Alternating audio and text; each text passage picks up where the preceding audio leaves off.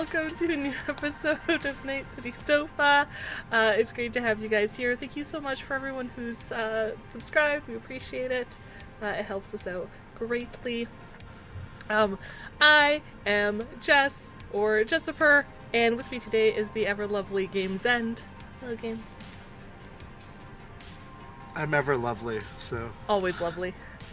And let's see, I have a thing. We got really distracted right before the show. I apologize. So, where am I? Right, before we get into the show, just a reminder, if you have any questions or comments, please ask them in the chat. This is one of the few times we can actually directly respond with you guys, or respond to you, chat with you. There we go, 2 sentences I put together. So please do ask so that we can respond and get back to you. Additionally, we'll likely be talking about events that have happened in Shades of Scarlet up to current episodes. So if you're not caught up, please consider this your general spoiler warning. Because we're very bad about... Oh yeah, probably. Giving we usually spoiler do. warnings. Yeah. What's up, Val? So, yes. Alright, so tonight we're talking about the Cyberpunk Red November DLC, which is the Screamsheet Generator, and we'll be talking about December's DLC, which dropped today, the 12 Days of REDmas. It didn't turn out to be 12 Days of Petmas like we wanted. I know. We didn't submit that soon enough, apparently. You can find all the Cyberpunk Red DLCs on our Talsorian's website at rtalsoriangames.com/downloadable-content. There we go. Or on Drive-Thru RPG, where you can pick them up individually or as a bundle for the whole year. So I'm sure the 2024 bundle will be out soon-ish. They're usually pretty good about getting it out real quick. Since this is, well, the 12 Days DLC, like today's DLC, should be out there now. But the bundle for all the DLCs that released this year, I assume will be out in the next couple of weeks or early in January. I'm trying to open this very carefully and it's failing, and I'm gonna, it's all gonna go everywhere and I'm very scared. Okay, there we go. I got it. I figured it out. Okay.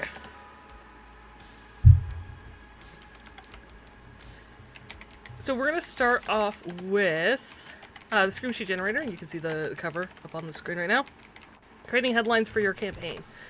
And before we get into the DLC itself, I just wanted to let you guys know, if you're unfamiliar with Cyberpunk universe or whatever, what a screen sheet is.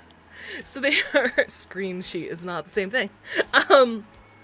A Screamsheet is a custom-designed newspaper, either printed on flimsy paper or downloaded to an agent via the local data pool. If you go to page 326 in the core rulebook, it explains that Screamsheets were created so newspapers could stay competitive with television. Using digital technology, entire newspapers are reduced to digital code, which is transmitted to hundreds of newspaper boxes all over the area. The boxes reassemble the code and can print the paper on the spot. The result is a slick, flimsy newspaper known in street slang as a Screamsheet. Other advantages over newspapers that you can dial the news box to print only the sections of the paper you want. It only costs 0.1 EB per page printed. And new editions can be compiled in hours, allowing the public to keep the rest of the story as it happens, although most are updated at 6 a.m., noon, 5 p.m., and 10 p.m., which again helps it stay competitive with TV stations. And if you don't want to print it and go to Newsbox, you can just download it to your agent, which is super handy. And Moxie probably does way more often than I have her do. The core rulebook also comes with a top-of-the-new Screamsheet headline generator, but this DLC actually breaks it down into creating an article. So, we're going to get into the DLC, unless you have something you would like to add. Nope, I'm good up to this point. Cool. I feel like you were just doing informational stuff up till now. So. I was, yeah.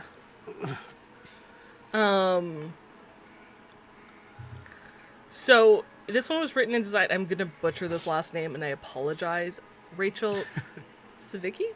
I feel like it's either Savicki or Savichki, and I'm not sure which, so... Rachel, I apologize. Ceviche. And Rachel seems very informal. And the DLC, it does, like they did mention when they released it, it's mostly GM focused. So after you roll in the specific tables, all you need to do is fill in the blanks, maybe tweak things here or there, and you've got an article that you can hand out to your players, which is really nice. As a GM who, when I could play in person with people, was really I loved giving things to my players, like physical handouts to my players. So this would be perfect for it. They also, in conjunction with the DLC itself, had a folder so you could download Screamsheet page templates.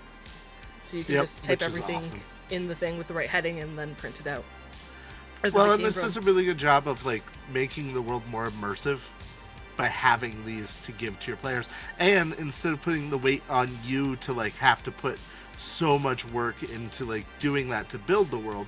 I mean, you still can if you want. That's not taken away from you. This just gives you such a more simple way to break it down and just do it quickly, to where like if your player's like, oh, I want to read the scream sheets, you can be like, oh yeah, all right, so Yep. It's as easy as checking the weather. Not quite. Weather's a little easier. You know what I mean.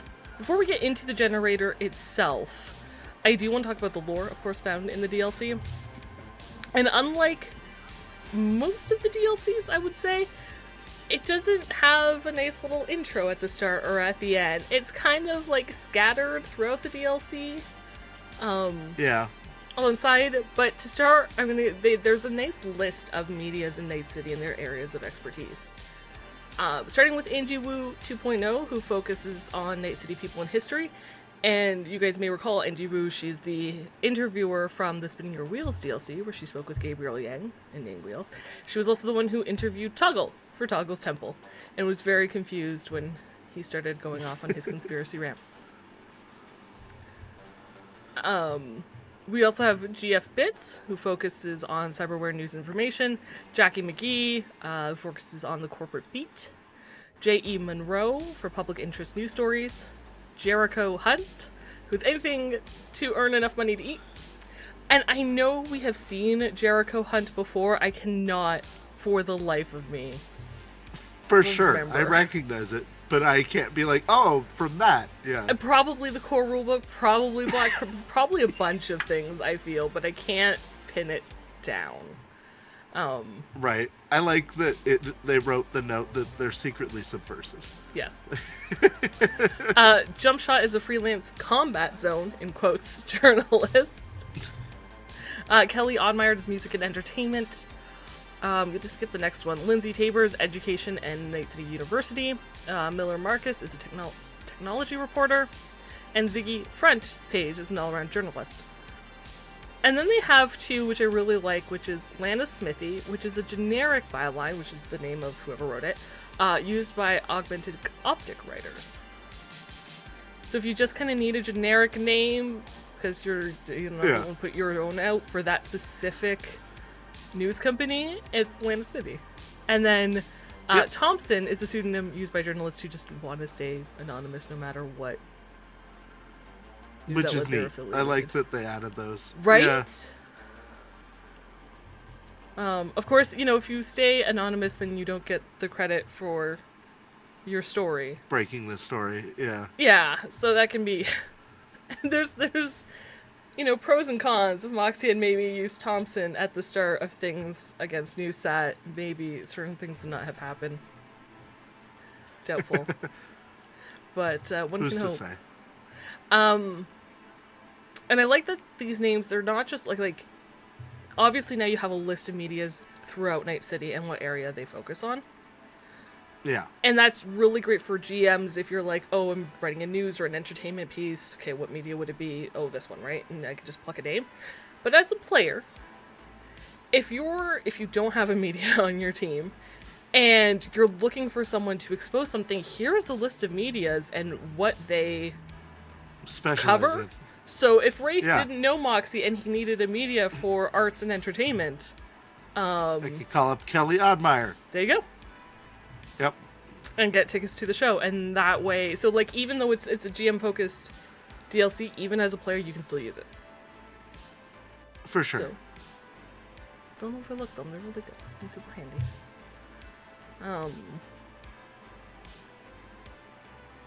Otherwise for lore, I guess the last thing is like two of the most popular scream sheets in Night City is Night City Today News and the augmented optic. So if you're, screening the data pool and you're like, oh, I want a story, I'm gonna look at these two. Obviously, we also know Network 54 is. That's a television station, is it not? Network 54. Yeah, that's. So if television. you're looking specifically for Screamsheet, it check would be out augmented optics or the optic, yeah. Yeah. To get your news. I don't trust NCT. I wouldn't either. Too corporate. All right.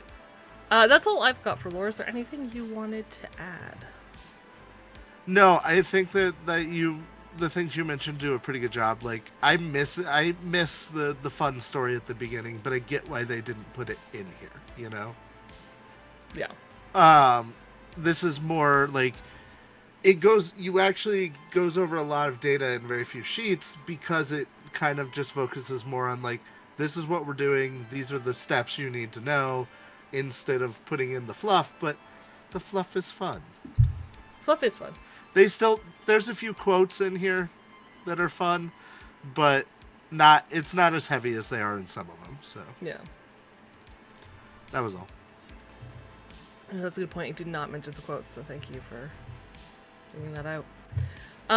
So we're gonna go through the process that is beautifully outlined in the DLC of how to create your Screamsheet article.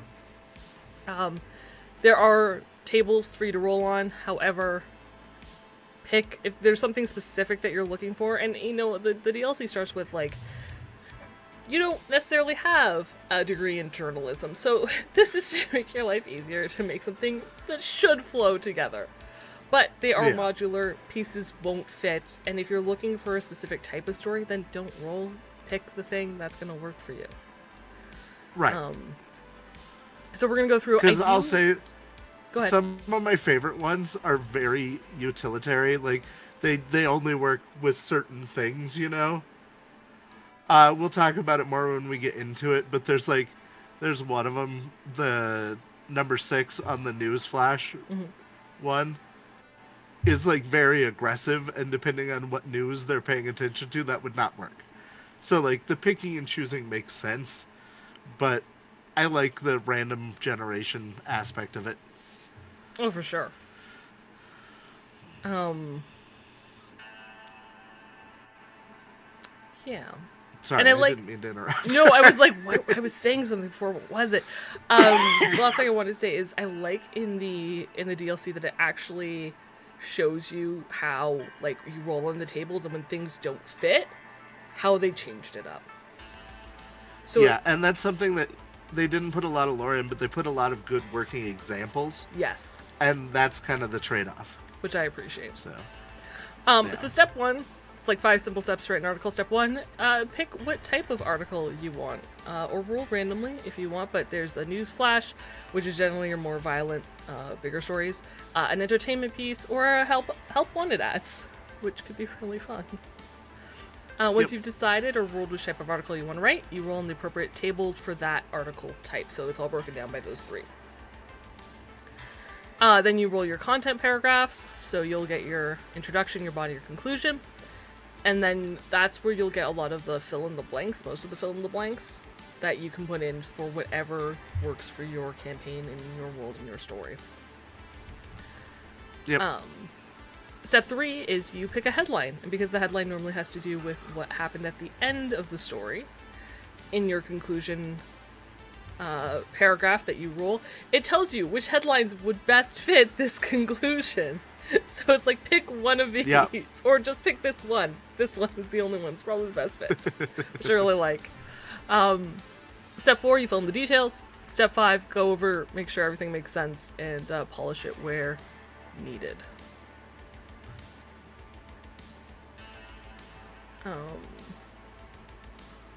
already talked about that.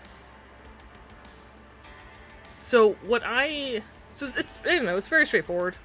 You roll on the tables, you write an article, alter things as needed. But what I love about them, and you mentioned this earlier, Games, is that it helps make the world feel more alive. Yeah, about for sure. What's going on at large, even if it's nothing that your players are connected to. But especially if your players... Right, it's not plot hooks, but... ...are connected to... Yeah, it could be plot hooks, possible plot hooks, which is great. But I really like the idea of adding them for, like, as, like, a crew's reputation increases. Having more and more stories come out about what the crew has been mentioning doing. Them. Yeah. Yeah. Because you don't always fly like under the radar. Well, I was thinking like Fallout 3, as you progress through the story, more of Three Dogs stories are about stuff that the Lone Wanderer did. And I enjoyed that about that video game. So it would be cool to, like, as your characters get more famous, like, they get mentioned more, you know? Yeah. So, and again, spoiler alert, if you're not caught up with Shades of Scarlet, it would be really neat in the next, like, day or two to have a Screamsheet article about Neon's win at the Slammer. Right. Or the pop-up concert by, and the pop-up concert put on by Kabuki Reborn at the Slammer. Yeah. Which went surprisingly very tame, but it would still be cool to see that in the world at large on a Screamsheet of, like, no, like, Wraith has gotten big enough, and he is big enough where, like, as a rocker boy, your rep is high. Yeah. Like, not as a crew reputation, but Kabuki Reborn is high, where news articles should be mentioning you. Right. As opposed to at the start where probably not well, so and something else fun you can do with it is mention NPCs that the characters have met along the way. Like, if we saw Dave Wacko was arrested for drunken disorderly conduct in the Screamsheet, that would be fucking awesome. That would be hilarious. Starts a riot. Dave Wacko starts a riot in the streets. Yes. Right? Yes. Like, yeah, just like throwbacks to, like, characters they've met in the past doing stuff. You know, I think it adds fun depth to the world. Especially if you have players who forget that they have NPC connections and the NPC suddenly shows up in the Screamsheet and you're like, oh. Kind of like when we forgot about Jenny for a little bit. We didn't forget about Jenny. She was doing other stuff. But yeah, I think also just being able to showcase, like, a crew's reputation by having them in the media more and more often. We saw that, like, kind of did that a little bit with Wraith. Remember when some tabloid took a picture when Wraith and Moxie were talking? Yeah. That was cool, yeah. Nothing ever came out of that. I don't think it ever got published. Yeah, or we just didn't read the news the day it came out. No, I think I looked into that and I didn't find anything. It was something very, very small. And it's never come up since. Like, there's never been another, like, news scandal.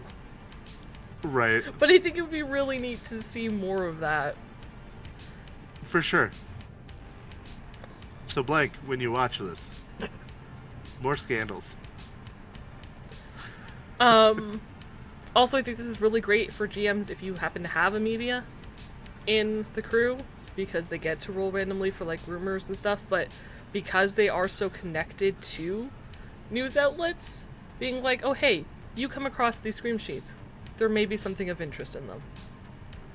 Right. So if you're looking for plot hooks or stuff like that. Also, if you are a media and you don't know how to write articles, this is really handy as, like, a guideline to how to write articles. It's a good template. Mm-hmm. It's what it's designed to do. Exactly.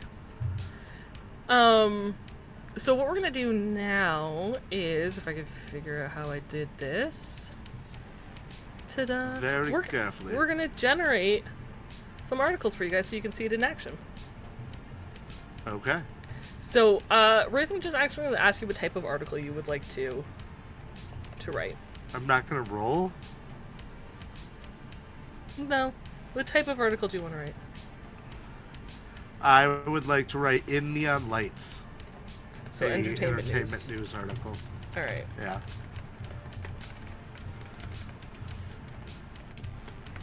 All right, now, so we're gonna roll, like, or I'm gonna scroll down to the DLC, to the Neon Lights section. which starts on page 8. Now I'm going to have you roll. So I got a 6. Okay. Nice. Do you want to read it out?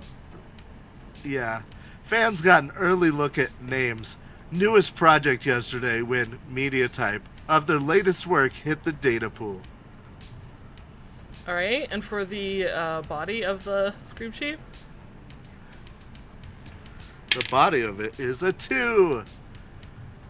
Well, fans laud the new media type as adjective, and even more adjective. Critics had harsher words. Critics' name, notoriously straightforward column, took a threatening turn if the venue cancels the event type. Maybe someone will do us a favor and blow up the freaking place before Name 1 can inflict us with any more of this crap upon us. Critics' name wrote. You're gonna hate where I'm gonna go with this. And for the ending? Ah, yes. The ending of the article is 5. Fans had just one question. What will Name number 2 do next? Okay. And so for the, I guess, the headline, we can do that as well. So you could choose 3, 4, or 5. Which one would you like? Scandal. Okay, so 3 is scandal at location. 4 is plot thickens, rumors about incident continue to grow.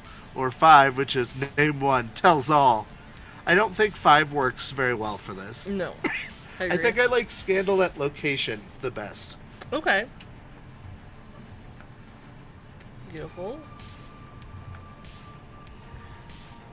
Okay, so what I want to do is I want to, like, say we're going to tailor this to Shades of Scarlet. Right. So that's what we're going to do to fill in the blanks. So we're going to start with fans got an early look at so-and-so's new project yesterday. Who I wanted to default to Wraith so hard, but Wacko could be fun. Ooh, Wacko could be fun. I was thinking the other band that we hang out with, but I couldn't remember their name. Savage You're Dead? Yeah, Savage You're Dead. Or did you... Oh, what's their name that I hated? That we played that show with? Yeah. Is that the one where we played Plate Nick? Yeah. Where Nick was like just super rude and awkward to checkers? Uh-huh. Alright. Fucking so Nick. We're gonna say Play It Nick? Okay. Alright. Play It Nick. So fans got an early look at Play It Nick's newest project. Oh, actually, you know what? Let's just make sure that we put this in all the Name 1 spots. I feel like in the conclusion, though, because we've never had a Name 2, it should be Name 1 again. Okay, that makes sense. You know what I mean? Like, it doesn't make sense if it's suddenly, like... Unless we say Nick, like, the main character's, the main singer's name, but I don't remember his name. So, his name is let's Nick. go with Play It Nick for all of them. Play It Nick's lead singer was Nick. So, when, Mediatape, when they're what?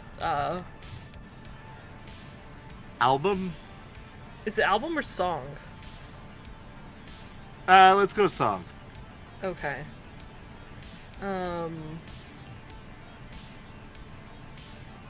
Or I guess it was media type. An audio recording? Yeah, MP3, which is not what they're still using, I'm sure. But... No. Say audio recording. The latest work hit the data pool. Cool.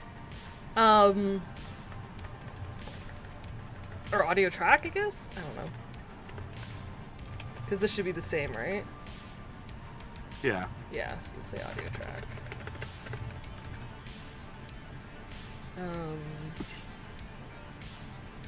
That's it? Okay, that's it for that. So, how would you give us a couple adjectives there, Games?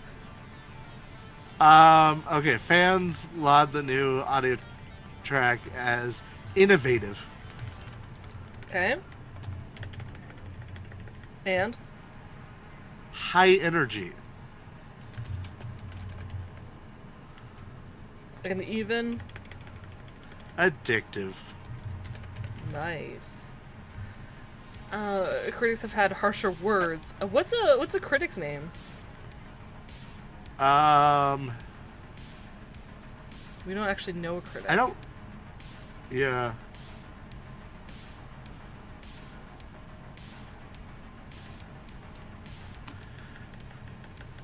Well, and see, if this was a film, I could, go with a real film critic and just modify their name like Siskel and Ebert, but like Cyber Siskel. But I don't know any audio critics. Chat, do you guys know any audio critics? A music critic, yeah. Yeah. Or we could just because right now it would be like Bandcamp. It would be like some website. No, it would be a critic's name. Phil Rawlings. I was gonna say West. Let's just go Phil West. Okay. Phil West's, we just created an NPC. Go team. So I'm gonna put the critic name down here as well. So I need a venue.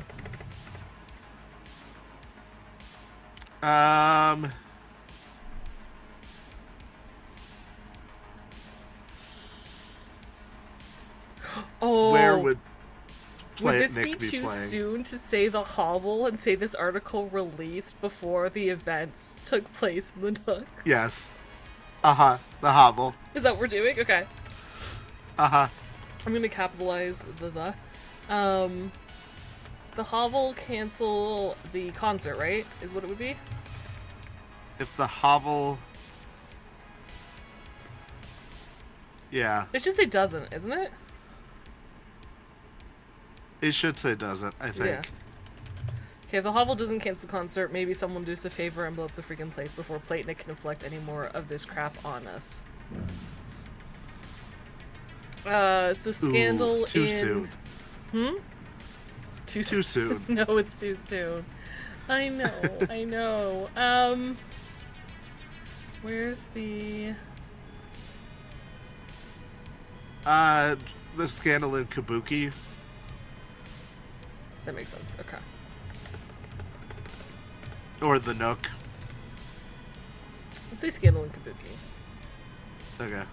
Alright, so now that we've filled in all the blanks, Games, do you want to give it one last read with, Okay. what we've got? Scandal in Kabuki. Fans got an early look at Plantnik's newest project yesterday when an audio track of their latest work hit the data pool. While fans lauded the new audio tracks as innovative, high energy, and even addictive, critics had a much harsher words. Phil West's notoriously straightforward column even took a threatening turn. If the hovel doesn't cancel this concert, maybe someone will do us a favor and blow up the frickin' place before Play It Nick can inflict more of their crap on us. Phil West wrote. Fans have just one question. Just what will Play It Nick do next? You know what I like about that is hard this? to say. Nick do next. Nick do next. Yeah, that is. Is that it could link Phil West to what happened. Right. Perfectly innocent bystander. It's like, oh wait.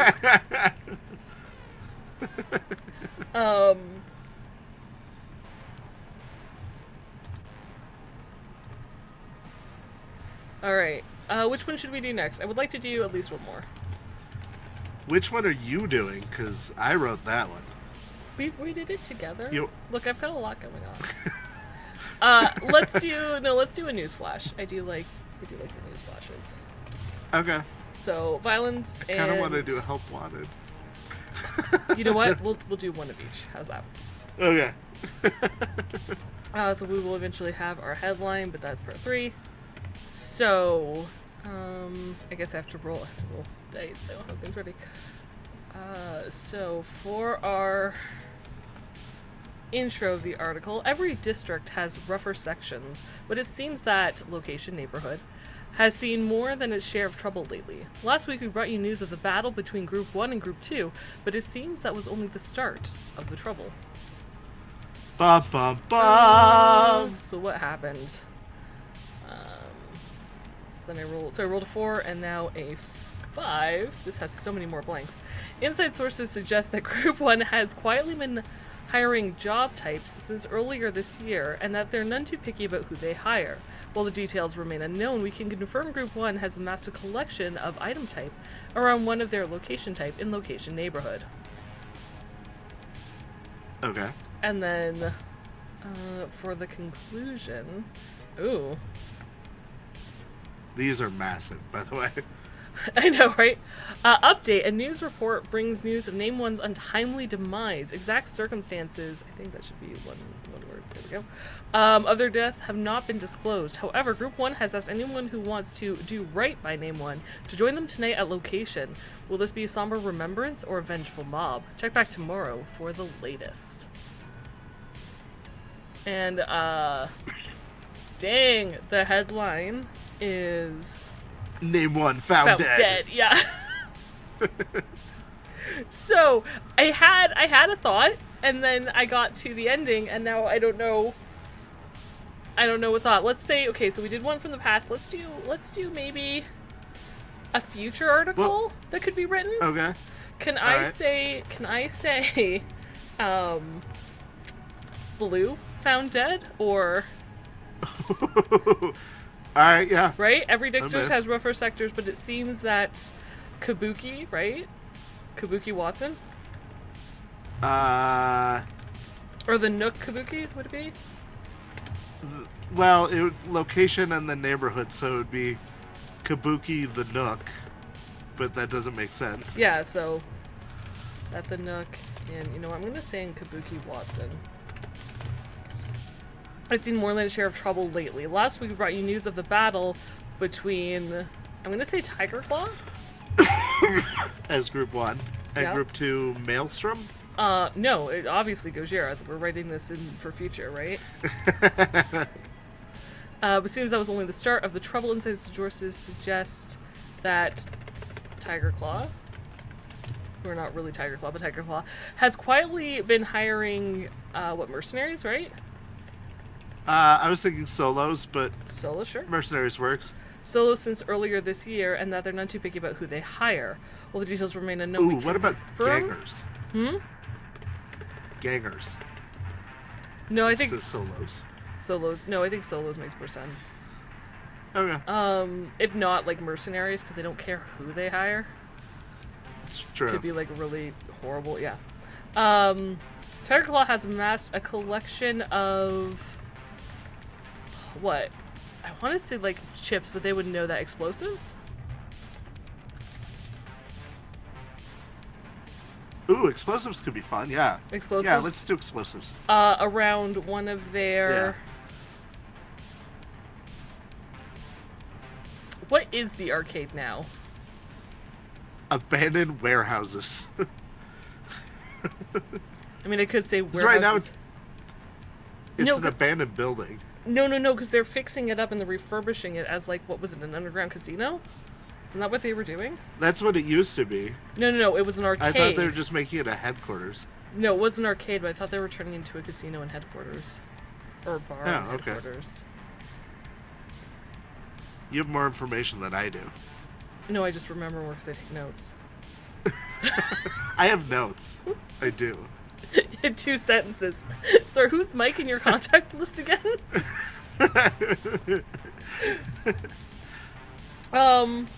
You know what? Let's say around one of their headquarters. Why not?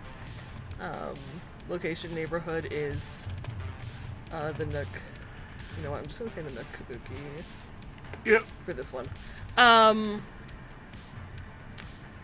Update new report brings news of Blue's untimely demise. Exact circumstances of the death have not been closed. However, Tiger Claws have asked Anyone who wants to do right by Blue to join them tonight at where?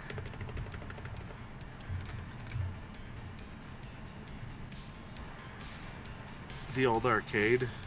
I don't know. Where would they want them to meet? That's a really great question. So now that we've gotten this far, I'm like, and I don't...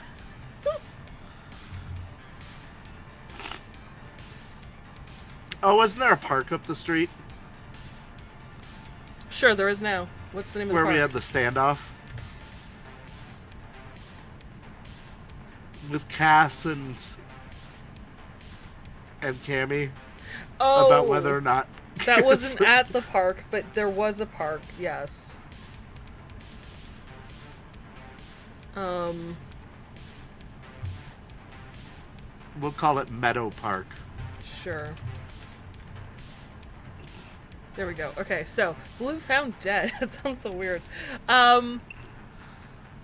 What's Blue's actual name? We know this.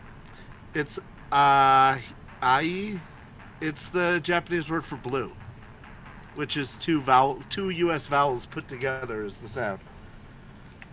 I'm so sorry, guys. I'm gonna quickly look up at my... Oh, you know, we could have absolutely... No, this sounds good. It's oh.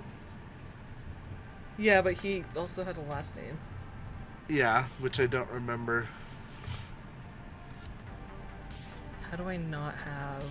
I remember it ends with she.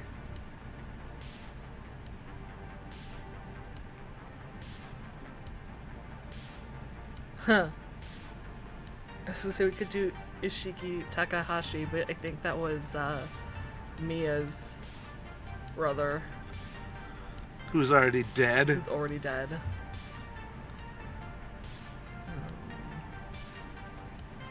Seriously, do I not have this in here? I don't think I have Blue in my list of names, which is absolutely ridiculous. I have Mia's name. Just right. I have Mia Kato. Murasaki. Just make that his last name for now. Alright, can you spell first name for me? It's A-O. Mm-hmm. Is the entire first name. That's it? Okay. Yeah. Murasaki, that's not what it is, but it is now. Oops. Murasaki is the word for purple.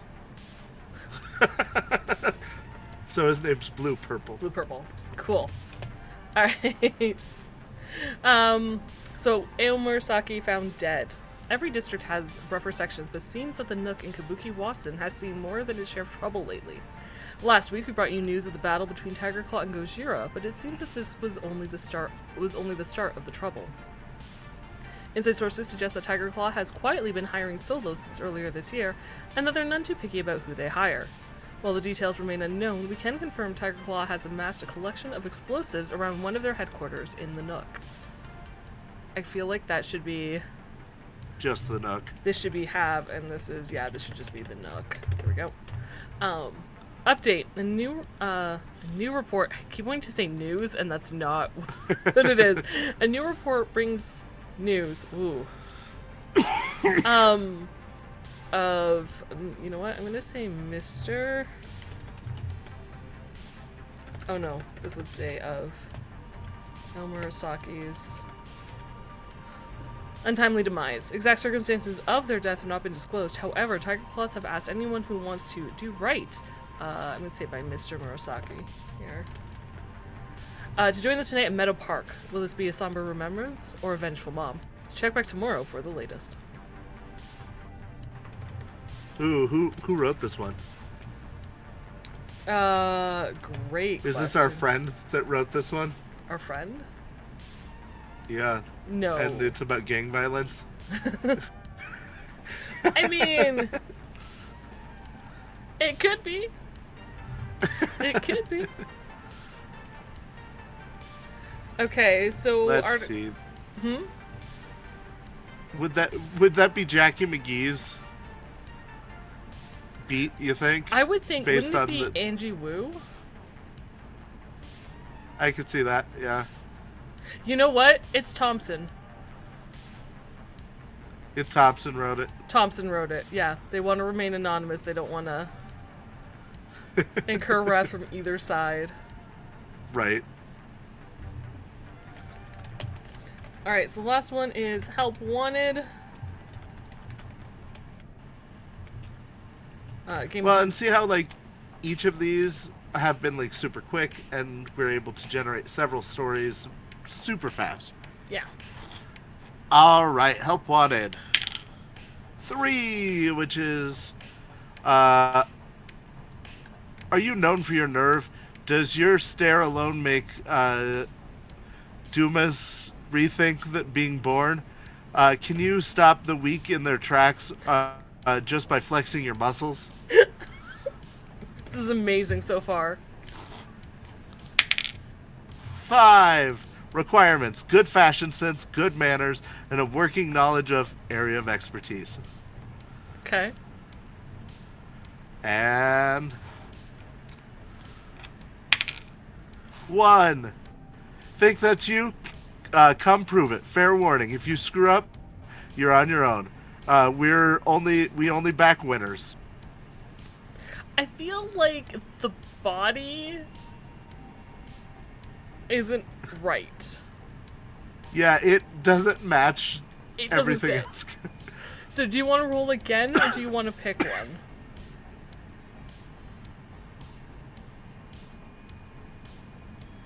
I love the number 6 on, like, all of these. I really like number 4 for this. Yeah, I think that let's go with number 4. Only the best need apply. We reserve the right to shoot Dumasses who waste our time on site, which will work well with the ending of it. So we only back winners. We only back winners. So not headline 3. Which one? Yeah, I rolled and got Help Wanted for upcoming gig. I don't know. I could see that though. I like 3 though so much. Seeking someone, fucking discretion.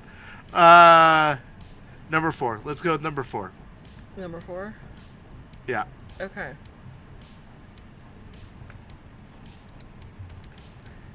So, you needing some quick cash. Us looking to grow the business. Are you known for your nerve? Does your stare alone make Doombas rethink being born? Can you stop the weak in the tracks just by flexing your muscles? Only the best need apply. We reserve the right to shoot Doombas who waste our time on sight. Think that's you? Come prove it. Fair warning, if you screw up, you're on your own. We only back winners. I like it. You didn't even have to fill in a blank for that one, which is amazing.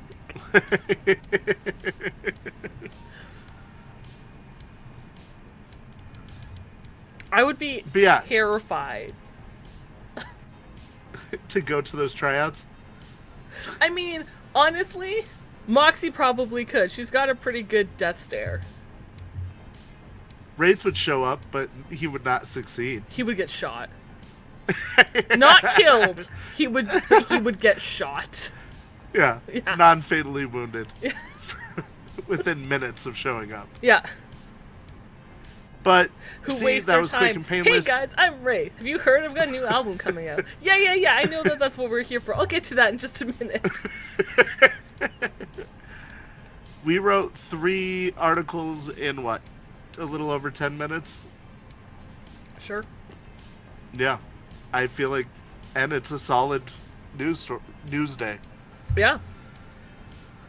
And apart from the Help Wanted, which I think is hilarious, they relate to the campaign. Right, but I think something really nice about the Help Wanted is that it isn't time sensitive. So you could write this beforehand, and if you needed filler somewhere, just pop it in there and you have something ready to go. Yep. And they're especially great, I think, for plot hooks. Yeah. You know, add a contact name or location and... Yep. And then if they feel like going that direction, God help them. Yes, good luck to them. So yeah, that's the Screamsheet Generator. Pretty straightforward, super handy. I love it. Yep.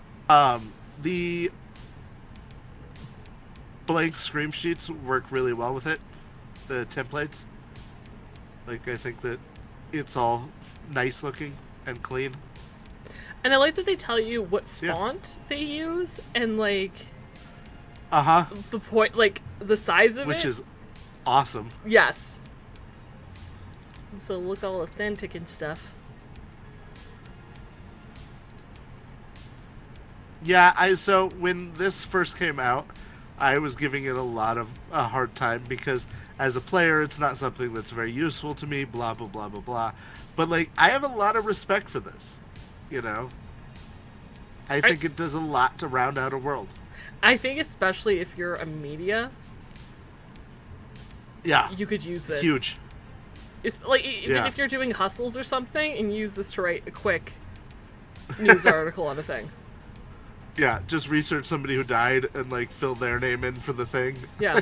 Like, I guess double check with your GM that it's legit, but if you're picking random people in areas that, you know, you're not really in and it's just a NPC you came up with, sure, why not? Right. But, I mean, hey, this could have been, like, Moxie could have write, El Murasaki found dead. You know, this is her pre-written article for... You pre-wrote it. Yeah, it's gonna happen. And you're like, hey, can you publish this tomorrow? Yeah. Actually, if you could publish it at 8:45, you'll be breaking That'd news. That'd be great. It accidentally publishes, like, too early, and he gets a copy of it. Oh no. Yeah.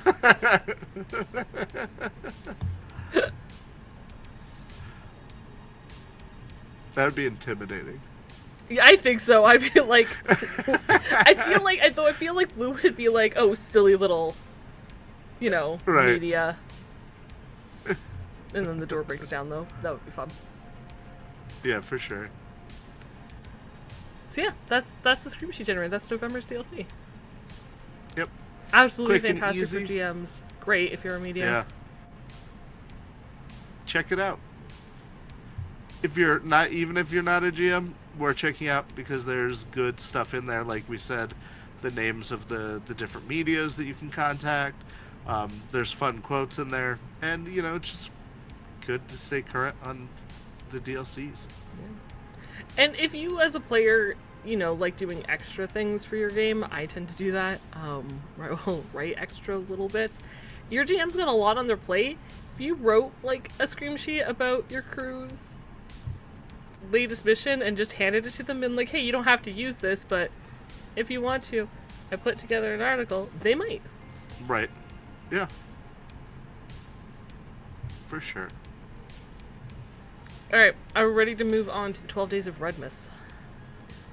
Sure. Do you want a break? Are you good? Can we take a quick 5? Yeah. And then move on? Yeah. Sorry guys, we don't normally Just so I can get everything reset and ready. 2 in 1, so thank you for bearing with us. And yeah, there's just been a lot coming out lately, so we've been real busy. Yeah. Yeah. I would blame Artal, but they're wonderful and I love the content, so I won't. But stop giving us free content. Space it out better. No. No, it's great. It's wonderful. Please keep doing what you're doing. Yes. And appreciate it. We will see you back in 5. Hello, everyone. Welcome back to Night City Sofa as we continue part 2 of our Cyberpunk Red DLC review. This time talking about the DLC, Cyberpunk Red DLC that hit today, 12 Days of REDmas. For those of you who may just be joining us now, just a friendly reminder, you can get all the DLCs at our Talsorian's website at talsoriangames.com/downloadable-content. There is a link in the video description below. If you're watching live, it's currently in chat. And Or you can get it on Drive-Thru RPG. I'm sure the issue is up now. If not, it should be within, I'm sure, 24 hours. Also, all the DLCs for the year should be out soon, so you can get them all in a fancy Nancy bundle and download them in one go, if you would like. Yep. All right. Also, spoiler warning for Shades of Scarlet, because we talk about it a lot. Yeah, it comes up. I think that's it. So I'm going to switch over the image to the 12 Days of REDmas, a Cyberpunk Red holiday tradition. Written and designed by James Hutt and Jay Gray. It's that time of year. And once more, we're gifted with new items to add to our campaigns. This 12 Days DLC does differ from those in the past in a few ways. First, it's not specific to one category. Previously, we've had Gunmas, or Cybermas, or Gearmas. This one is not. It's things from all over Cyberpunk Red. Right. And we get weapons, we get some gear, we get armor, we get cyberware. And these pieces, unlike in the past, are not from Cyberpunk 2020, but they're taken from artwork that we have seen throughout the Red line. Which is awesome. Which is really, really cool. Lastly, and much to my heart's disappointment, and this is not a slight or a bash on the company at all, but I love the songs that come out with these DLCs, and there isn't a song with this one, and I always sing along, and this one has a story instead, and it's a really great story. I was very disheartened that there was no song this year. So that's the main differences. Thanks, Jay. Jericho Hunt first appeared in the JSK Screamsheet. He explained the economy in Black Chrome. Jumpstart kit. Nice. Okay. I knew I had seen Jericho in a few things, and I know I'd seen quotes, and I could not, for the life of me, place him. Thank you. Also, before we get much deeper, I love this image. It's really cool. Santa on the bulb. Like, yeah, he just looks so intense. Yeah, the story actually makes him very scary, too. Oh, like, yeah. You do not mess around with Santa. Also, I believe the art, because the art credit is at the top, it's by Richard Bagnall and Jay Gray. Oh, nice. Yeah. So I'm guessing Jay had a hand in the artwork as well as in the writing and the design and the layout.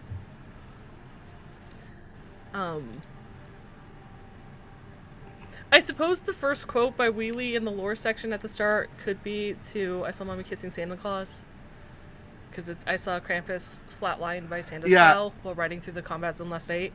It's not the same as the song. I'll take it. I got that from that quote, and then I also got the "'Twas the Night Before Christmas" kind of from the lore story, but it's not obviously in the same rhyme scheme. It's just the story kind of reminded me of it, especially the ending, the just before midnight on 12/24, that part. Yes. Like, kind of reminded me of the night before Christmas. So the little bit of lore that you get is Santa, who is a netrunner, with a rifle, who takes out a borged Krampus in an alleyway, pretty much single shot. Absolutely terrifying. I like the addition of, as he's like inhaling and prepping to shoot, it's on a ho. I think that final one is the shot. Like, it's very kind of a dark image.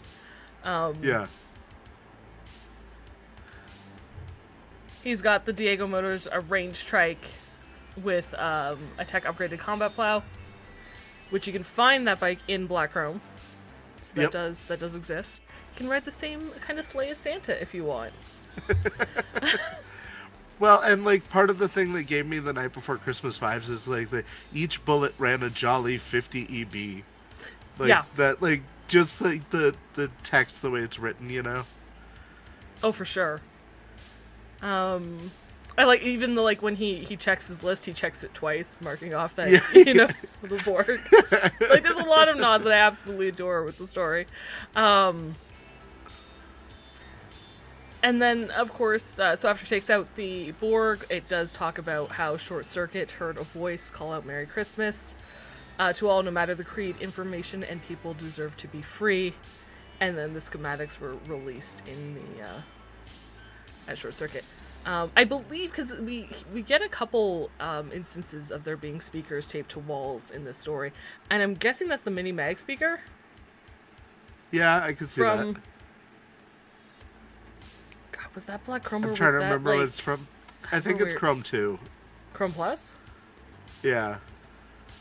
No. I will look while you're talking about things. I should look at the Night Market Index. I remember being super excited for the mini mag speakers because I thought they were fantastic. I remember Moxie was going to buy some for Wraith.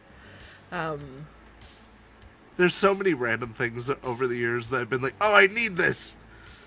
I need to start keeping a list so that when we have money, which we never will, we can buy the cool toys. So yes, that's the lore's really neat. We also kind of get we get a new NPC, Never Naughty Ned, who is a tech who makes these rounds for Santa. So if you're looking to create a holiday themed maybe plot or mission, maybe someone has taken Never Naughty Ned or captured them to try to find information on Santa, because corporations don't like things being free. So there you go. It's true. Mm-hmm. I feel like we also kind of got some, because I don't think BMG rounds are something that's in the book, and the ACOG scope is not something that we've seen before. I don't think so. Those could be teasers of upcoming goodies, potentially.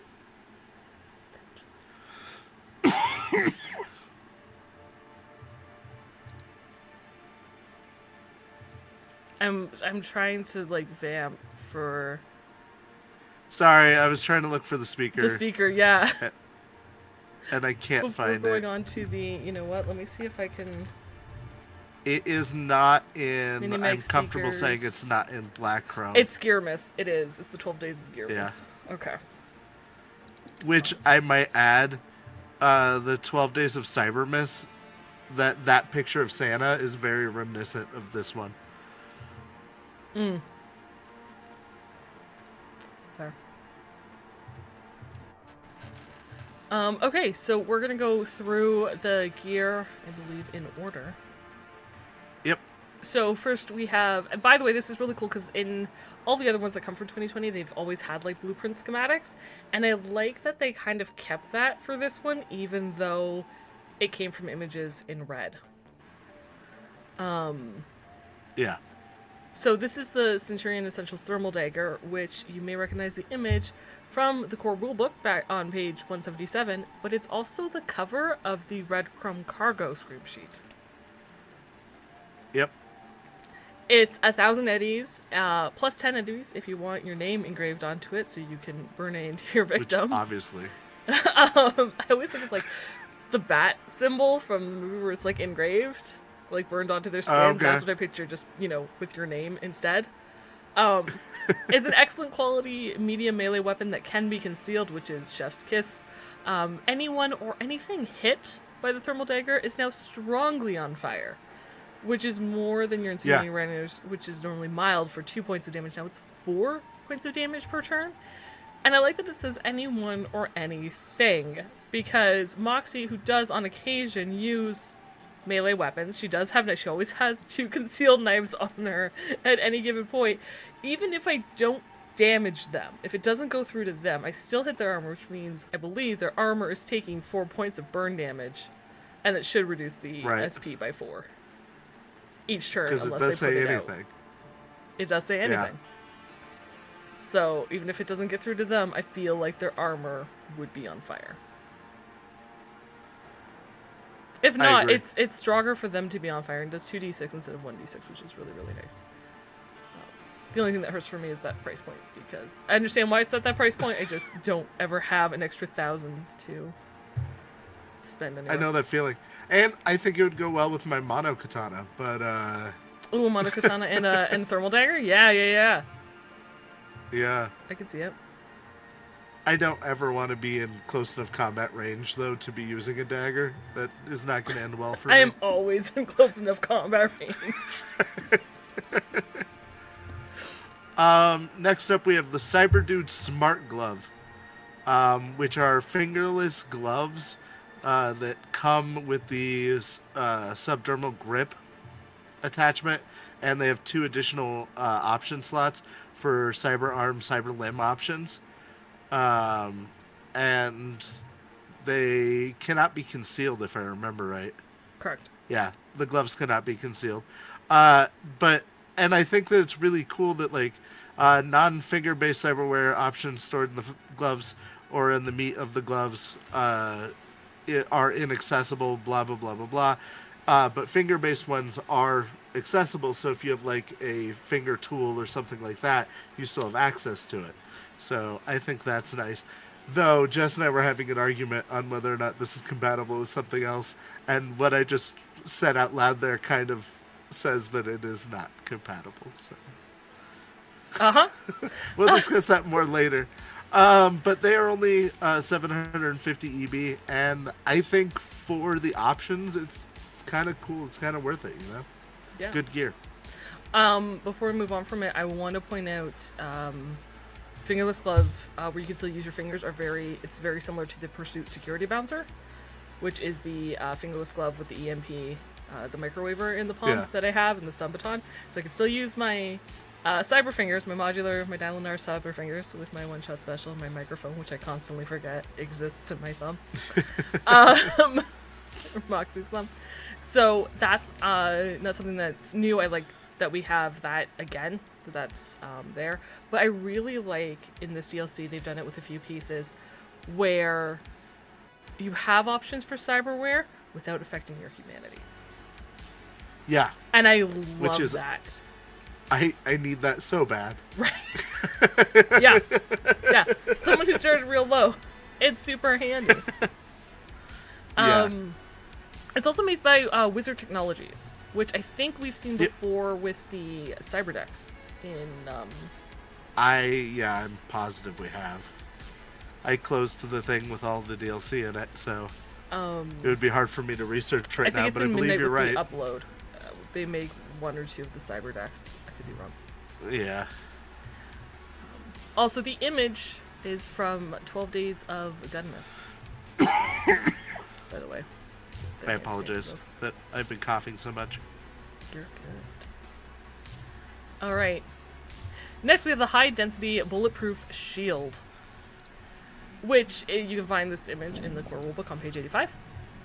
It costs 200 EB, which is double the cost of a regular bulletproof shield, but you get 5 extra hit points of protection. Which, given, you're probably going to face either somewhere between 3d6 and 5d6, those extra 5 hit points are going to go a long way. Oh, yeah.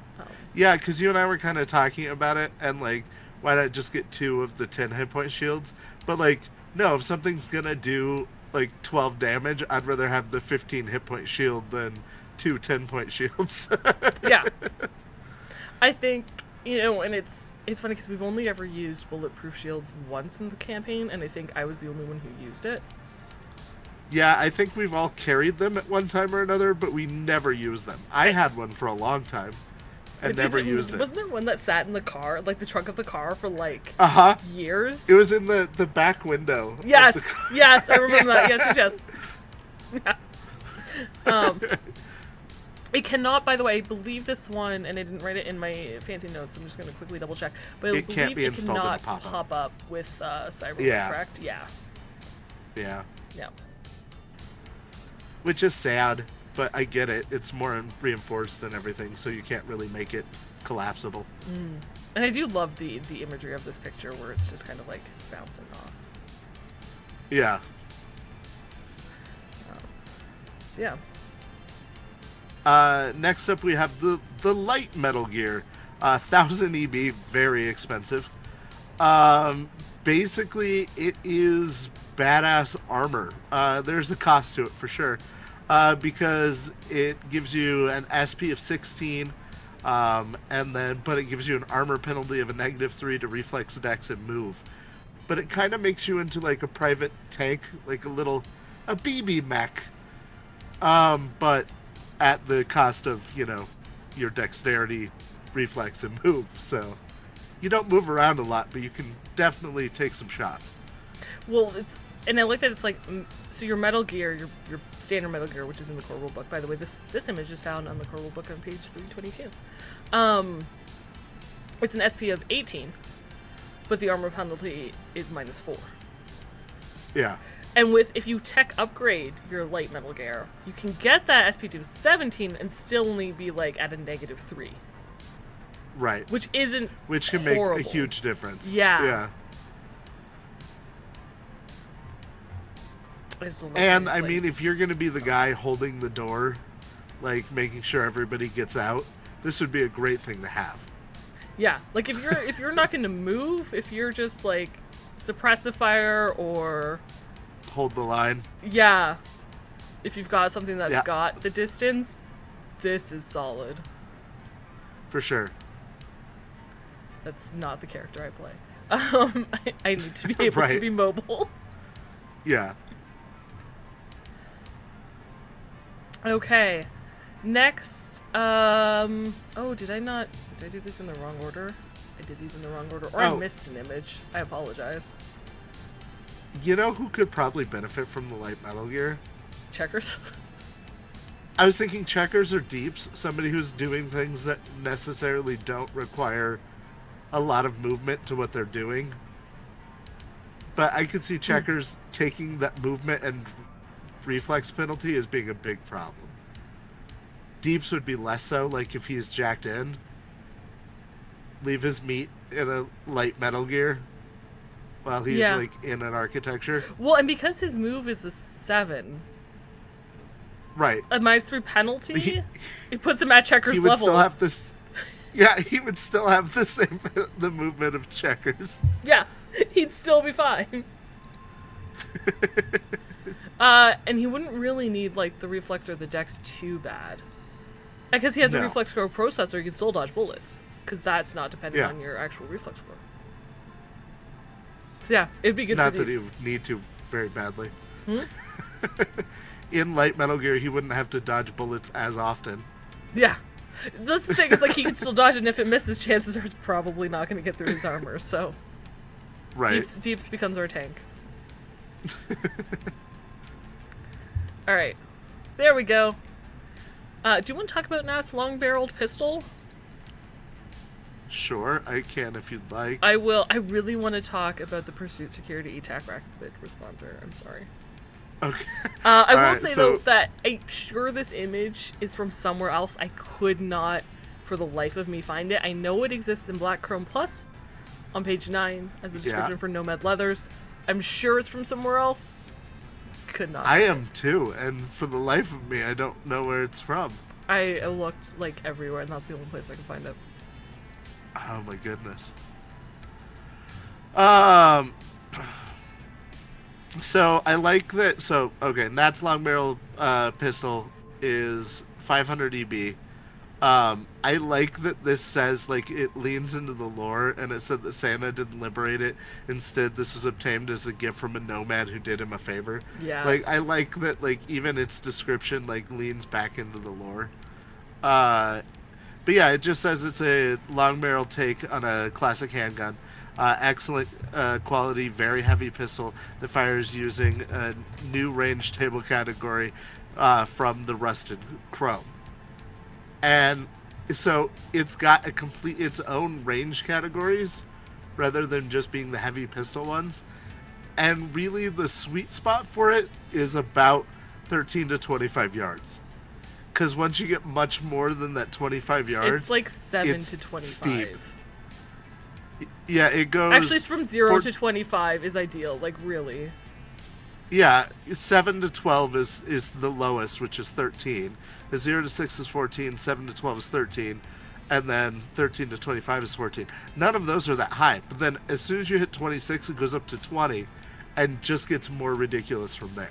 Like, yes, but if you compare it to a regular handgun table, it starts at 13, then goes to 15, Right. Then incrementally, like, up from there. So even the 20 is significantly lower than where it is normally. Like, I stay, as Moxie, because she uses pistols, which is handgun range, I stay at 0 to 6 because 13 is the lowest range. So that's why I'm always within close combat. But with this, I could literally be 25 meters away and be fine. Right. Well, and which this, is like, glorious. the fact that 7 to 12 is a little bit lower than 0 to 6 or 13 to 25 are, like, you actually, like, it is better to be at range with this gun. Yeah. Which is cool. It's fantastic.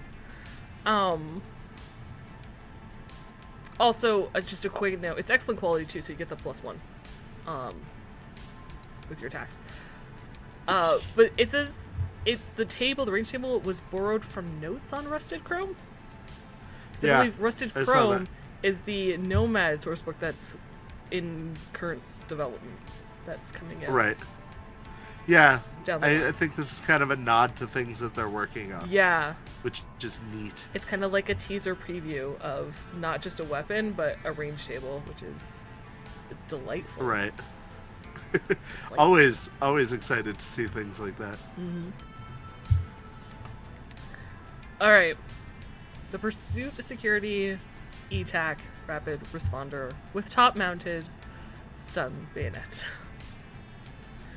I think this image is new. I do not believe it exists anywhere else. It is a cousin to the ETAC something in black chrome. Can't remember its full name. Yeah, it looks like it. It's 500. It's 500 EV. It is, however, a poor quality medium pistol, but it has the super handy, amazing special burst mode. And comes pre-installed with an extended mag and a non-removable stun bayonet. So the fantastic thing about this gun is when you shoot it, anytime you fire, you can choose to use its burst mode. When you fire in burst mode, the weapon expends 3 bullets, dealing damage as if it were a heavy pistol. So you get to do 3d6 instead of 2d6 at the cost of 3 bullets. However, it treats any non-armor piercing ammo as if it were armor piercing ammo. So your cheap, which is awesome, cheap dollar bullets instead of $10 a bullet. Yeah, like this would easily replace the Sternmeyer that I have. Oh yeah, even though it's poor quality. It would ablate armor so quickly. Yeah, and it's because it's like less, because the bullets cost less. Use that first, chip away the armor, then use your normal ones to go through. Right. Yeah. So I really, really enjoy it. I believe the tech expertise, I know when I was looking through the list, it said it can upgrade any normal quality to excellent quality. I'm sure they could upgrade a poor quality to a normal quality. At which point, hopefully, for rules as written, if you roll the 1, it doesn't jam. Yeah. So yeah. Which would be nice. Which would be nice if that's how we play. And our jam rules are intense. Our jam rules don't work like that. But if you're playing rules as written, that's fantastic.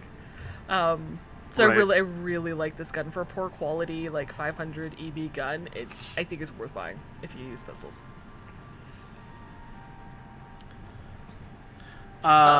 Since we're here, the stun bayonet? I was going to say, do you want to talk about the stun bayonet? Yeah, it's only 100 eddies. It's available to all non-exotic ranged weapons fired with the shoulder arm skill, which amuses me because this is definitely a handgun. Not fired with shoulder arm skill, but right. On its own needs to be attached to a ranged weapon that uses the shoulder arm skill, and it allows the bayonet to be used as a stun baton, which, just as a reminder, because I had to reread it a few times, because I actually have a stun baton with the Pursuit Security Bouncer, if it would reduce a target less than 1, it just knocks them out. You do not get to stun a target on hit, just for clarity's sake. Yeah. Not how that works. All right. So I'm going to talk about the quick change faceplate mount. 1000 EB, very expensive. Man, if I could afford the humanity loss on this, I would get it tomorrow. Out of curiosity, before we get into it, by the way, you guys can find the Discord rulebook. I have the page number. I'm not looking at it right now. Give me a second. Page 52. It's right next to the tragic love affair section when you're rolling character creation. Yep. It's also in digital dating DLC at the bottom. But is your humanity loss, is it because you haven't gone to therapy and you could increase your humanity right now? Or are you, like, tapped out where you're at? I'm tapped out where I'm at, which is at a 3. Okay. I cannot possibly regain any humanity from where I am. And I can't remove cyberware because of some other things going on. I think you might need to talk to the GM about that. Like, no, I could see not removing certain cyberware, but all cyberware seems extensive. Brutal? Yeah. Yeah. Anyway, sorry. The reason I was talking about the humanity loss is at character gen, it costs 14 humanity. Outside of that, it costs 46, so for me, it would probably cost 24 humanity. He has the same It must be installed... Right? It must be installed at a hospital. But you can replace your face with a new face. And it comes with, like, the one face, but you can buy additional faces for 100 EB. But you can also get features that are like the real skin or like the super chrome and stuff like that. And I can imagine the nonsense that Wraith would get up to if he could literally change his face. With his like voice changing Vox and like his face and everything. Oh my god. Chem skin? Yeah. He just needs like bone enhancements that lets him get taller and shorter on hydraulic jacks. And then he would be set. I mean, I feel like you're pretty good without those. Yeah, I think he will survive. But I think for infiltration, this is fantastic. Yeah. I know Moxie would never trust anybody with a faceplate. Ever. Like, she has trust issues to begin with, but you have a faceplate and it's like, no. Because she would never know who she's talking to. It's true. But you can make a really good face with that. You could. Like the roll face, not the turn face. Do you know this would have been super handy in our Streamline Pacifica mission? Yeah. When we exited the house and the drones were looking for us based on our images, and like I changed clothing, but it was the face that caught me. Yeah. Yeah. That would be. Yeah. That's that, and it's neat. Yeah. Okay. So next are the Rockland Augmentics Quick Digits. I think this image is new. I don't recall ever seeing it before, but I could be wrong. I don't think so either. They're 250 EB per Cyberhand. They cost you 3 humanity loss character creation. Otherwise, they're only 1d6, which is not too bad. You can install them at a clinic. They also can be installed as the only piece of cyberware in a meat arm. Now, if a user has 2... Sorry, I was responding to chat. Continue. Okay. If a user has 2 or more quick digits, they automatically gain a +1 bonus as if the hands gave them a complementary skill check to conceal, reveal object, contortionist if it's hand-based contortion skills only, first aid, which is super handy, forgery, language, sign, which is paramedic. Sign language, I always forget is a thing, and I love that that's like literally written there to remind me. Paramedic, picklock, pickpocket. Just note, complementary skill bonuses do not stack. So, but you can tech upgrade in the little data square. It also says that chefs, artists, musicians will have it tech upgraded to help them with their specific things. So you could apply, in theory, a +1 to play instrument if you're a musician, Petra sculpt if you're an artist. So Heroic just said this is definitely from Tales of the Red, or Tales from the Street. Perfect. Because you encounter her and her name is Cookie. I have to, you know what it is? I don't read the missions because I'm always afraid Blank will use them. And then I realize Blank will never use them, so I actually have to go back and reread them. Yeah. But thank you, Heroic. So this is Cookie talking from Tales of the Red Street Stories. We were talking about how, like, speed with sign language is only so good, though, because at some point you're spelling so quickly that people aren't going to process it, you know? I think, because wouldn't this be really good for Wraith and or Deeps? Yeah. Because don't you both have pick lock and pickpocket? If I recall. Oh yeah. Deeps also has forgery. Yeah. No, this would be great for both of us because I would also get a bonus for first aid and for paramedic. Mm-hmm. Like, both of us, most of the things that we focus on are covered under this. Yeah.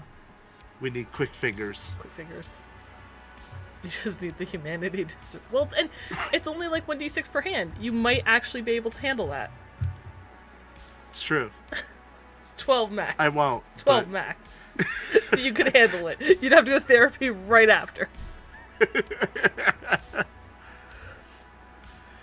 Alright, I'm talking about the Rockland Augmetic Skydivers. Drivers, sorry. 1,000 EB, very expensive. Once again, this is a huge cost one. It's 46 and must be installed at a hospital.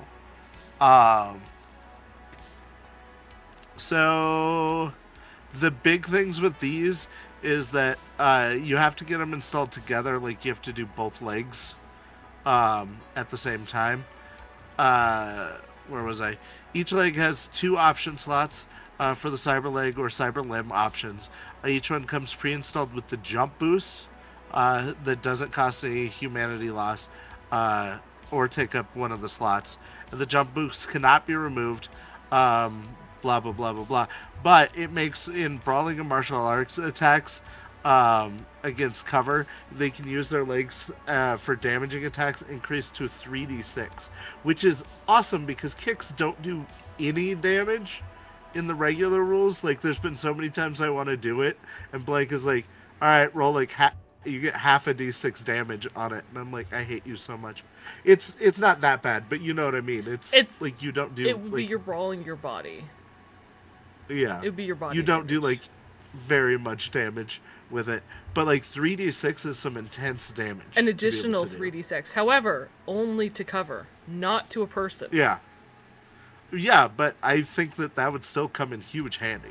I think it's one of those things where it's like, you have to break into this facility. How do you get through the door? I make a door. Run, jump kick, and just break the wall. Yeah. It might take a couple kicks, but by all means, like, go for it. Right. I could see me using it. Yeah, okay, Jay said, yeah, kicks do the same damage as punching. That's what I thought. I apologize. I don't use kicks often, but every time I do blink, it's like, I'm not even getting through their basic armor. My body stat is too low, because it's a 5, so I only do like 2d6. Yeah, I think that's the problem I run into also, which is why I end up just using a shotgun for everything. And I don't have martial arts, so... Yeah, your skill point allocation's weird, though. But yeah, I think if you use the jump boosters to destroy cover to, like... Not that our enemies normally hide behind cover, but if they did...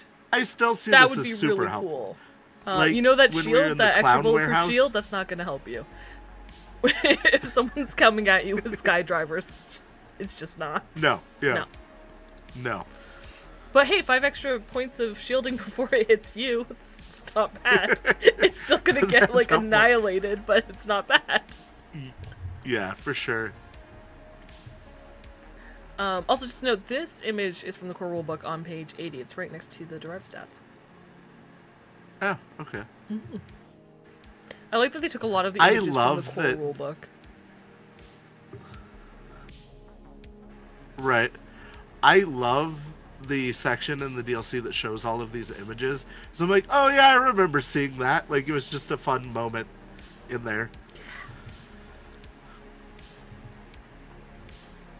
Alright, are you taking smart ears? Oh, the other thing I wanted to mention about skydrivers, because you mentioned they had to get installed separately, or together. So your humanity loss and your cost only hits once. as opposed to say like the hands where you have to pay for them separately and take the humanity loss separately. The Skydrivers, it's one cost, one set humanity loss. However, critical injuries are per limb. Yeah. I did skip over that part. I apologize. I think that was part of your blah blah blah part. I know, I'm sorry. I'm the worst. No, you're good. Oh, the smart ears.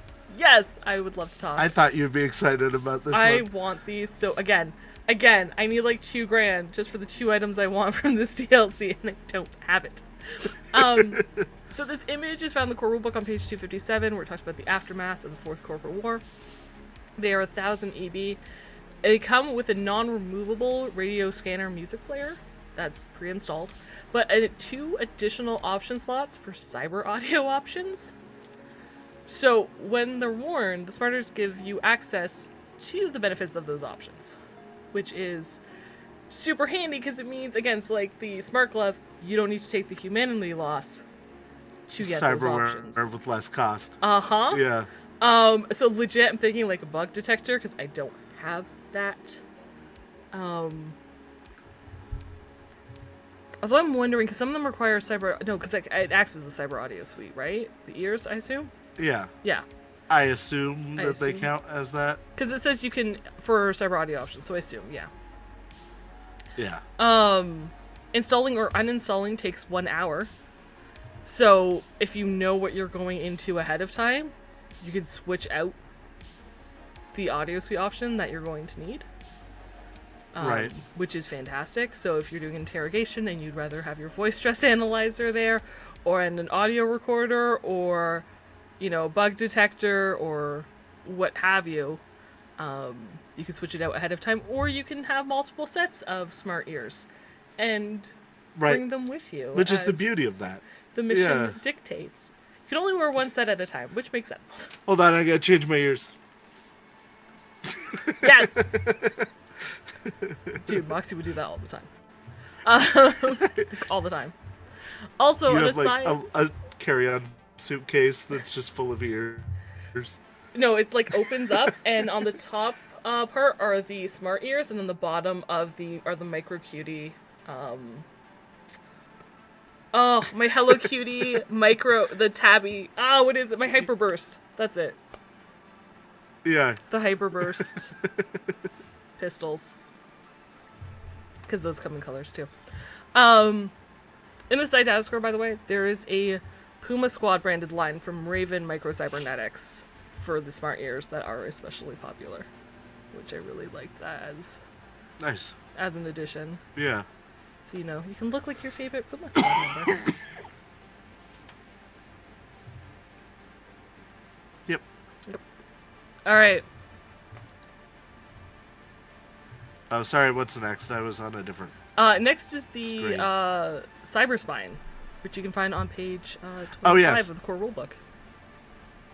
And I need desperately, because that's where all of my damage has been taken. It's 1,000 EB, very expensive. 7 humanity initially, or 2d6 in-game. Hospital installation,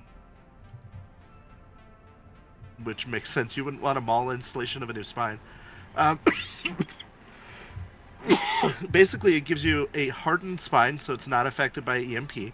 But also, it makes it to where you cannot suffer the spinal cord injury on the spine injury on the critical injury chart, which is awesome.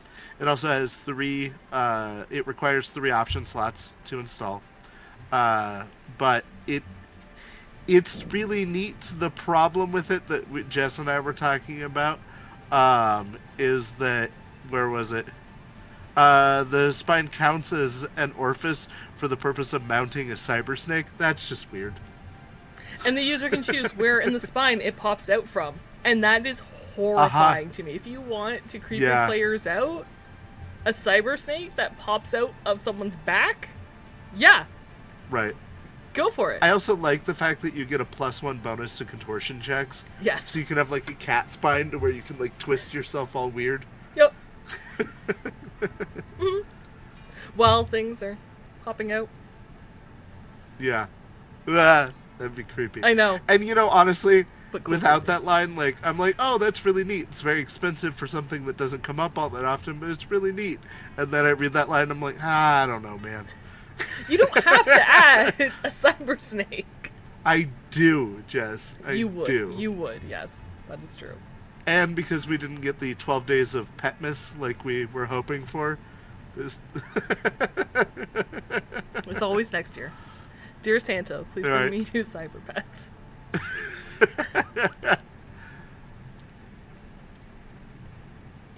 That's all I had for that one. Same. So I'm going to talk about the Zetatech Cyberconductor. And this image is actually on the core rulebook cover. There's 2 versions of it. It's the kind of the bag that you can see in the image, but you can also get an integrated one. But the integrated one is only available in a full body conversion. And full body conversions are from Interface Red Volume 3. If you want to take a look at those. So they function pretty much the same, but if you want to integrate it, you need to go full board. That's a much more serious deal there. Yeah. So the basic one is 1,000. It's 1,000 EB. It's actually 1,000 EB for both. And essentially up to 3 different cyber decks can be installed into the cyberconductor. And then as a meat action, while you're jacked into a net architecture, you can switch which cyber deck you're using as long as it's one of the ones installed in the cyberconductor. When a netrunner switches, all their active programs de-res, including Black Ice, and they take 3 damage directly to their HP. But you can switch between decks, which is super handy, because I tried to build a netrunner once, and I was looking at the different decks, and I'm like, oh, this would be really cool for this. But it can only install Black Ice, and this would be really cool for this, but it can only install, like, programs, and I'm like, I would want... And now I have an option where I can bring a bunch, and then depending on what I run into in the architecture, I can switch. Right. Well, and I was going to say, Hades for deeps, he carries 2 decks with him, and it's much less convenient than this. Like, yeah, he would take the damage with this, but at least he can hot swap between the 2, which is amazing. Yeah, because and would be super helpful. Because right now he has to jack out completely, switch decks, and then jack back in. And then jack back in. Yeah. Yeah. This one you can just stay exactly where you want. So I think this is something that would be like right up his alley. Oh, for sure. Yeah. Also, just to note, or a couple notes, installing or uninstalling a cyber deck into the cyberconductor takes an hour, so 2 hours if you want to uninstall and reinstall one. And the cyber deck benefits do not transfer to other decks in the cyberconductor. So if you have one that increases your speed while you're running it, if you're using a different one, you don't get that benefit. You only get that benefit when you're using that deck. That doesn't change. You can just switch which deck you're using. When it's integrated into full body conversion, it's still only 1,000 EB, which is nice. However, you do suffer either 14 or 46 humanity loss. It is a hospital install. It is Borgware, so you will lose 4 max humanity when you take this upgrade. It requires 3 option slots. Again, it can only be installed in a full body conversion. Though part of the benefit of the fact that it's in an FBC is that you don't take any damage when you switch between decks. Yep, they're all constantly there. You're just only focused on the one. Yes, and you can only have one cyberconductor installed in case you were thinking of somehow running with like 6 decks. I don't know why you would need to. Have like 4 cyberconductor bags on you. You would need 12 decks. Why would you need 12 decks? Spoiled phrase. They're very specialized. But I do like that you can carry this around. Although I would say probably be careful with an EMP grenade. Maybe I'd imagine you hardened. Maybe get it tech upgraded so that it's hardened somehow. If possible. But I like that you take, because as powerful it is to switch decks, I think they did a really great job of being like, but you're going to take 3 damage to do this. Yeah. Because, and that number is nice because it's not as much as a critical injury, like extra damage that goes directly to your HP. but it's enough that you're not just constantly like hopping back and forth where, because if you get hit by something like a hellhound down there, that 3 HP may be the difference of you standing on your feet or not. So it's not so much that you sit there and you're like, man, that's too much HP, but it's enough for you to kind of pause and go, do I want to at this exact moment? Is this strategically what I want to do? Yes. Yeah. And I found that 3 HP is a really good balance for them. Or they did a really good job balancing that damage output. Yeah, for sure. Even though I don't play a Netrunner, I really love this item. And then after that, Netrunner and have this item. It's true. After that is all of the reference art that we've been showing, which is amazing, and I loved seeing it because I was like, oh, I recognize this and this. And then after that is the traditional stats and the short write-up of everything. So there's a lot of good, fun stuff that like I didn't realize I didn't have stats for when I saw it in books and things, like the spine and stuff. I was just like, oh, that's neat looking, and didn't give it a second thought. But now I'm like, oh, I know what that does.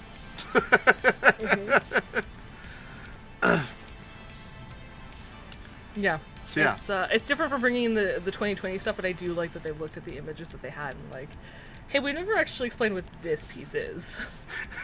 Right. Like, he has some neat gloves. What are the neat gloves that he's wearing? No. So we got a lot of neat gear that has existed. Well, and more options for like cyberware without having to get it installed, which I love that so much. Love seeing. Yeah. Yeah. Smart glasses. So. I still need to get smart glasses. That reminds me. It's been on my wish list. I still need a combat like umbrella. And how long has that been a thing? Oh yeah, the Militech combat umbrella. Yeah. Forever since Night City Weather came out. In fact, we were like, we need this. Right.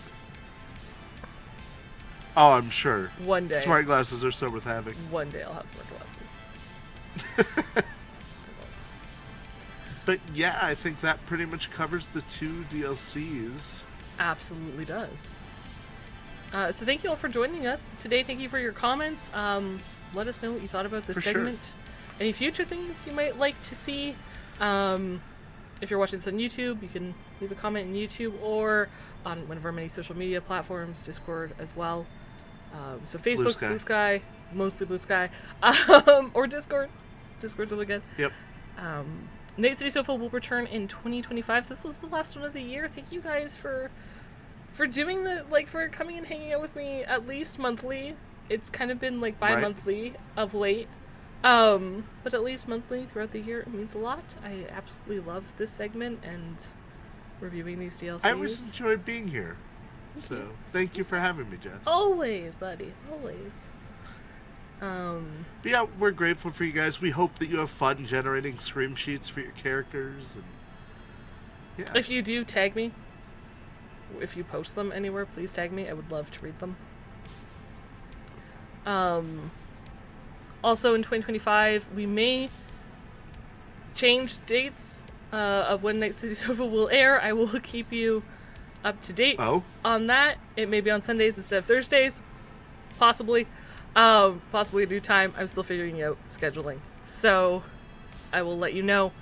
But in January, since we covered December's DLC tonight, January, I'm going to kick things off and we're going to review Tales of the Red Hope Reborn and the Hope Reborn DLC. I might do it. I might do Which it by... we've been talking about doing since it came out.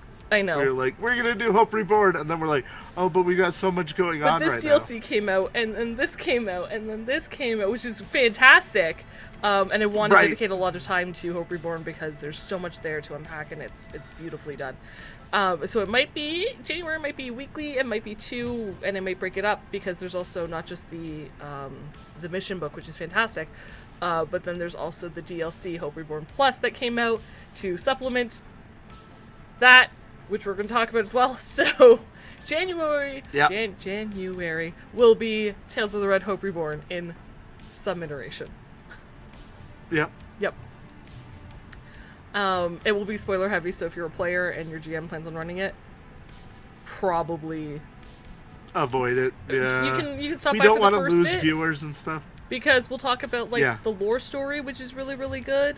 And it kind of gives you some background info. But once you get to the missions, sorry, do yourself a favor and don't listen until you've played it, and then you can come back and listen to the video. Right.